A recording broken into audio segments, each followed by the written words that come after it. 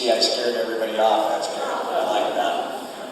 So, thanks to Gene and Joe. Great talk. Saves me a lot of explanation on stuff. But we are looking really good. And once they get this burnout complete, we'll be away from a lot of the structures. We are starting to scale back the structure protection group. Tomorrow is the end of our 14 days, so time for those guys from the other cities around the state to go home. We really appreciate all those cities that sent structure engines up here to help us out. Without them, we might have had a big problem here. So thanks to all of them.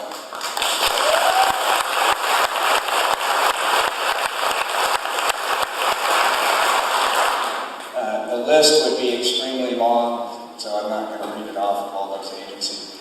Damage assessment, I didn't know about the Fruitmere House, but there's been no damage to any structures that I'm aware of. They asked about, you guys asked a little bit about Firewise. You know, that is the best preventative tool here. You don't have to have all these forces on every single structure if they're defendable from the start. So please pay attention to that literature. I'm going to be working on some code changes that I think I'll have a little more understanding on. And I want to throw out a few more thanks out here. Cindy and Rick.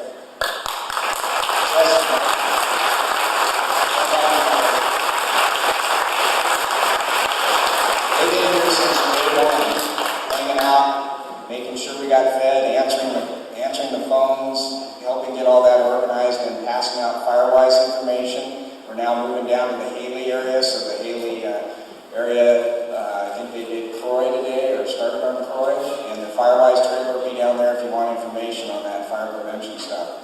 Also, thanks to Cynthia Miley. Is Cynthia here? She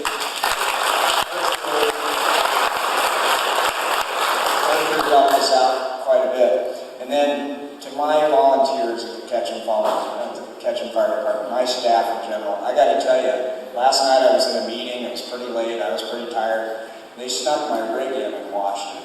I was embarrassed to drive into camp this morning for the morning briefing in a shiny, clean rig while everybody else is doing this trash. So thanks to the Ketchum firefighters. You guys.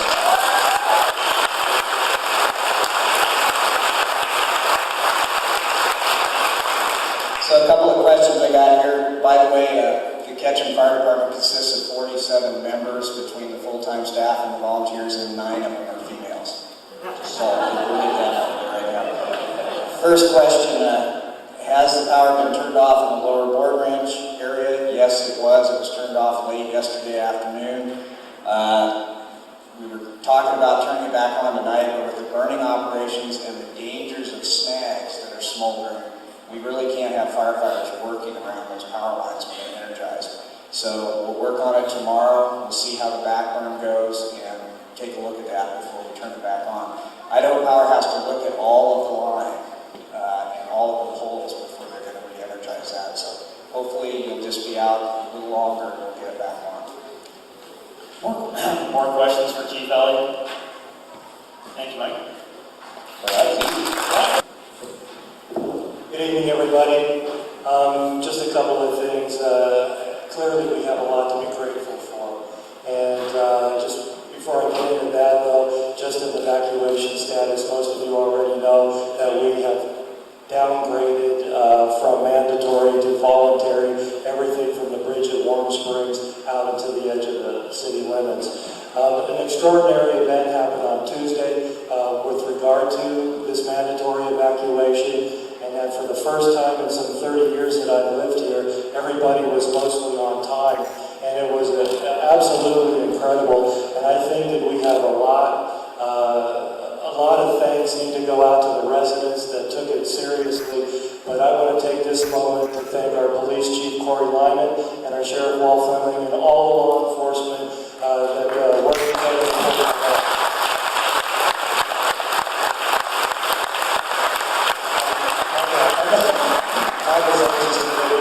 We spent a lot of time together the last couple of weeks. But anyway, I also, throughout this extraordinary event, again, want to thank all of the media. Our anxiety level is directly proportional to the amount of information that our community has. And I think that we really, as a community, as a county community, resources that went in to keeping everybody updated. And hopefully we won't have to do that again, but it's nice to know that you guys were there for us when we needed you.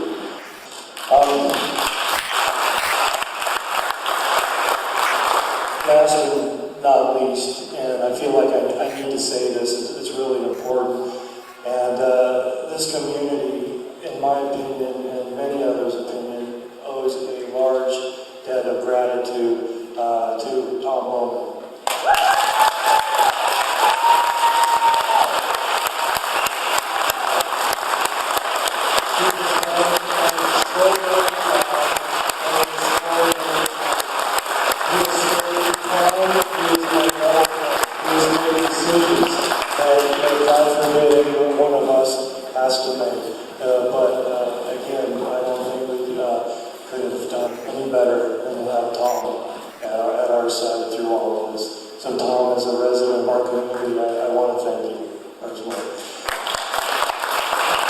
Well, I don't see, is anybody from home?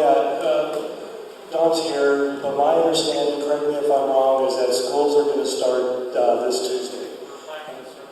Yeah, and again, we owe the school district a debt of gratitude for helping us keep the kids out of harm's way and from breathing all of the smoke that we all know is not good for any of us. But anyway, next question.